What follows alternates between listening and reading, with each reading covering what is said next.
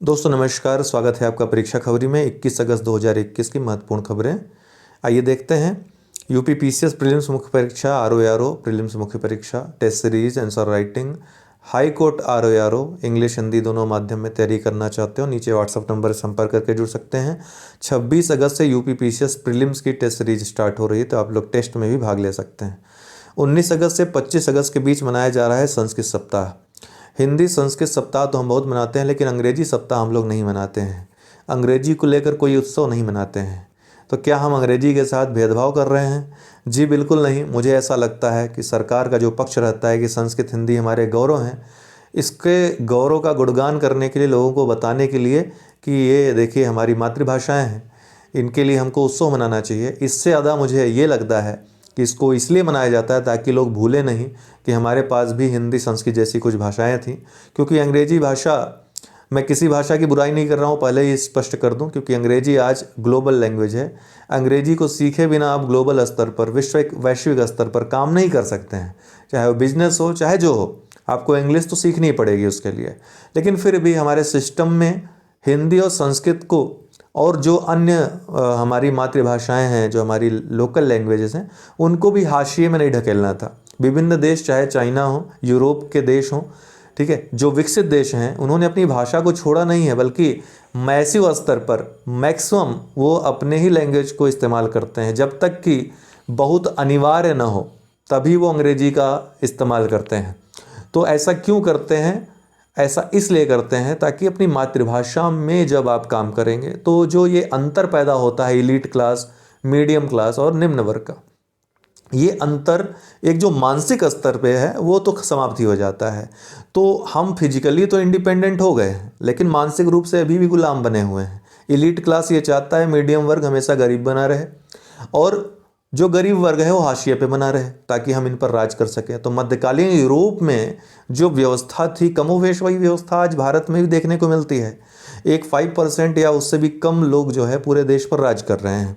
तो उसका कारण यही है कि इंग्लिश जैसी जो भाषाएं हैं इनको महत्व दिया गया। शिक्षा का जो स्तर है वो गिरा कर रखा गया। शिक्षा के स्तर में भी तमाम अंतर पैदा हुए। बड़े क्लास के लोग बड़े स्कूलों में पढ़ते हैं, वहाँ कुछ अलग ही व्यवस्थाएं होती होंगी। यूरोप में बैठे बैठे कोई आईएएस ऑफिसर यहाँ बन जाता है, जिसको भारत के बारे में कुछ ABCD नहीं पता होती है, भूगोल इतिहास पढ़ करके जो हमारा सिलेबस है उसको थोड़ा सा देख करके वो आकर के रट करके वो यूपीएससी में सेलेक्ट हो जाता है ना। इंटरव्यू में 230-220 नंबर पा जाते हैं। लेकिन हमारे यहाँ के जो लोग हैं, चाहे इंग्लिश वाले ही हों, वो प्रीलिम्स मुख्य परीक्षा क्वालिफाई होने के बावजूद भी इंटरव्यू में 90 नंबर 80 नंबर पा करके बाहर हो जाते हैं। तो ये जो मानसिकता है एलीट क्लास की, वो हर जगह काम कर रही है, हर स्तर पे काम कर रही है। तो ये जो बड़ा अंतर पैदा हुआ है, लोग भी अपने आप को, जो निम्न वर्ग है वो अपने आप को कटा हुआ महसूस करता है। एक बड़ा जो अंतर पैदा करता है उसमें भाषा का भी उतना ही योगदान है। तो अगर हमारे प्रशासन शासन में हिंदी और संस्कृत और अन्य जो लोकल लैंग्वेजेस हैं उनको महत्व दिया गया होता, हालांकि दक्षिण के जो प्रदेश हैं वो देते हैं, अपने लोकल लैंग्वेज को बहुत महत्व देते हैं वो। तो महत्व क्या, वो पूरी तरह से अन्य लैंग्वेज को लेकर बहुत कठोर हैं, ठीक है, अपनी भाषा को लेकर बहुत ही मतलब कि लचीला व्यवहार करते हैं, और करना भी चाहिए। तभी आप देखिए दक्षिण भारत और उत्तर भारत में कितना फ़र्क है, और ये फ़र्क इसीलिए है। आप इस चीज़ को कभी समझिएगा, कभी गूढ़ आपको लगेगा लैंग्वेज में क्या रखा है, बहुत कुछ रखा है लैंग्वेज में। मैं कहूँ कि हमारी शिक्षा प्रणाली ही पूरी बेस है लैंग्वेज पे। आप देखें गुणवत्तापूर्ण अगर हमारे पास शैक्षिक जो सामग्रियाँ हैं, मैटर्स हैं, वो आपको इंग्लिश में ही ज़्यादा अच्छे मिलेंगे। क्यों? क्योंकि लेखक ही, जो विद्वान हैं, वो इंग्लिश में ही आपको मिलते हैं देश में। ऐसा सिलेबस बना दिया गया है, ऐसा लोग समझते हैं। पढ़ने वाले भी, जो एग्जामिनर हैं, उनको भी ऐसा लगता है कि इंग्लिश वाला होगा तो इसने बहुत बेस्ट लिखा होगा, हिंदी वाला तो ऐसे ही कहानी लिख दिया होगा। पूर्वाग्रह से लोग ग्रसित हैं, ये बात आप समझ के लिए। और आपका हिंदी का टीचर ही पूर्वाग्रह से ग्रसित है, वही आपको हे दृष्टि से देखता है, अरे हिंदी में लिखा है, ठीक है, ऐसे ही कर दो। तो इस तरह की मानसिकता है। तो लैंग्वेज बहुत बड़ा फ़र्क पैदा करती है हर स्तर पे। मैं तो एक उदाहरण आपको दे रहा हूँ, हर स्तर पे पैदा करती है। कोई हिंदी वाले हिंदी में बोल रहे हैं, तो ये हे दृष्टि जो है, यही हिंदी और संस्कृत और अन्य जो हमारी लोकल लैंग्वेजेस हैं उनको हाशिए पर डाले हुए हैं। ठीक है, तमाम जो देश हैं अपनी भाषा से, भारतेंदु हरिश्चंद्र जी ने कहा था, निज भाषा उन्नति है सब उन्नति के मूल।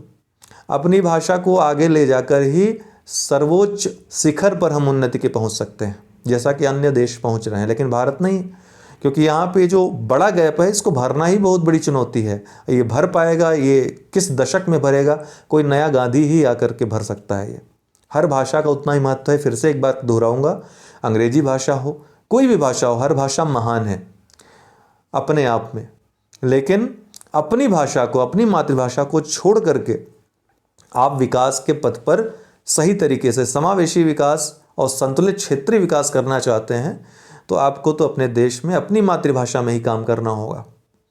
ठीक है, ग्लोबल स्तर पर अन्य जहाँ अनिवार्य चीज़ें हैं वहाँ अंग्रेजी में करिए, कोई दिक्कत नहीं है। तो ये चीज़ें हैं। फिलहाल बात करते हैं करंट अफेयर्स पे। 19 अगस्त से 25 अगस्त के बीच मनाया जा रहा है संस्कृत सप्ताह। इस प्राचीन भाषा को बढ़ावा देने और लोकप्रिय बनाने के लिए संस्कृत सप्ताह मनाया जाता है। बढ़ावा देने के लिए, इस पॉइंट पे थोड़ा सा आप लोग बल दीजिएगा कि सरकार क्या चाहती है।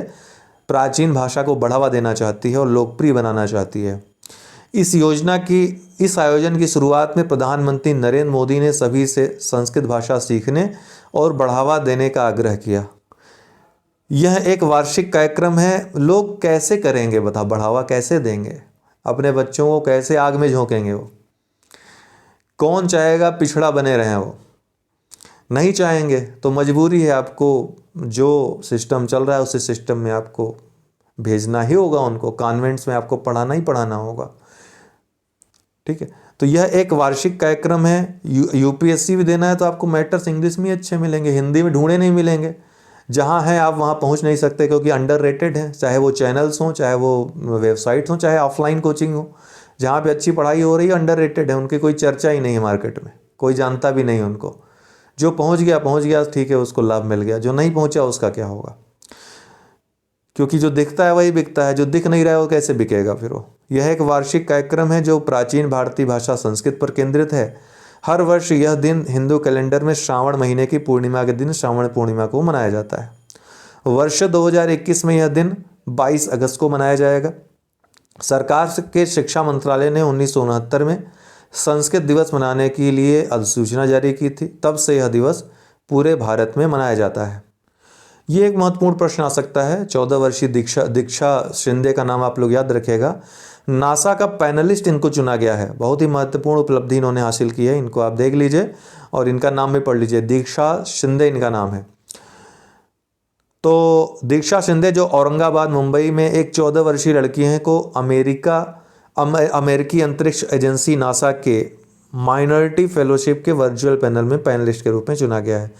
तो महाराष्ट्र के औरंगाबाद में एक 14 वर्षीय लड़की दीक्षा शिंदे को नासा का पैनलिस्ट चुना गया है। किसमें? माइनॉरिटी सर्विंग इंस्टीट्यूशन फेलोशिप के वर्चुअल पैनल में। We live in black hole पर उनका एक शोध पत्र मई 2021 में international journal of scientific and engineering research द्वारा स्वीकार किया गया था। आज की सहायता बनेगी कल के निर्यात का चैंपियन, उभरते सितारे फंड। ध्यान रखिएगा, क्या नाम है? उभरते सितारे फंड। तो वित्त मंत्री निर्मला सीतारमन 21 अगस्त 2021 को एक महत्वाकांक्षी उभरते सितारे फंड लॉन्च करेंगी। इसे निर्यात उन्मुख फर्मों और स्टार्टअप के लिए लॉन्च किया जाएगा। एक्जिम बैंक और सिडबी द्वारा संयुक्त रूप से उभरते सितारे फंड की स्थापना की गई है। इसे लखनऊ में लॉन्च किया जाएगा। ध्यान रखिएगा, इसको कहाँ? लखनऊ में लॉन्च किया जाएगा। तो भारत का निर्यात को बढ़ावा देने के लिए, स्टार्टअप्स को मजबूती प्रदान करने के लिए, भारत को मैन्युफैक्चरिंग हब बनाने के लिए तमाम सरकार प्रयास कर रही है। कल भी हमने कुछ बातें की थी इस संदर्भ में, कल भी एक खबर थी और आज भी है कि ये जो उभरते सितारे फंड नाम से ही स्पष्ट हो जाएगा, याद रखिएगा। ये निर्यात उन्मुख फर्म और स्टार्टअप्स के लिए उसको मजबूती प्रदान करने के लिए ये फंड लॉन्च किया जाएगा। वित्त मंत्री exports from Uttar Pradesh trends opportunities and policy perspective पर इंडिया एक्जिम बैंक के अध्ययन को भी इस दिन लॉन्च करेंगी। कब? 21 अगस्त 2021 को, अर्थात आज। इस अवसर पर इंडिया एक्जिम बैंक का Indian sports good industry strategies for tapping the export potential पर प्रकाशन भी लॉन्च किया जाएगा। यह निर्यात क्षमता के साथ साथ प्रौद्योगिकी उत्पादों या प्रक्रियाओं के संबंध में संभावित लाभ रखने वाले भारतीय उद्यमों की पहचान करेगा। एक्सिम बैंक और सिडबी ने उत्तर प्रदेश में ऑटो कंपोनेंट, फार्मा, कृषि, इंजीनियरिंग समाधान और सॉफ्टवेयर जैसे क्षेत्रों में 100 से अधिक संभावित कंपनियों की एक पाइपलाइन विकसित की है। Current affairs quiz. TCS company 17 अगस्त 2021 को कितने लाख करोड़ रुपए के बाजार मूल्य को पार करने वाली दूसरी भारतीय कंपनी बन गई है? तो रिलायंस इंडस्ट्री पहली है, दूसरी कौन बन गई है? 13 लाख करोड़ रुपए को पार करने वाली टीसीएस कंपनी बन गई है। ध्यान, ठीक है, 13 लाख करोड़ रुपए को इसने पार कर लिया है और ऐसा करने वाली रिलायंस इंडस्ट्रीज के बाद दूसरी कंपनी, भारतीय कंपनी बन गई है टीसीएस। Thanks for watching. आज के लिए इतना ही। बहुत बहुत धन्यवाद।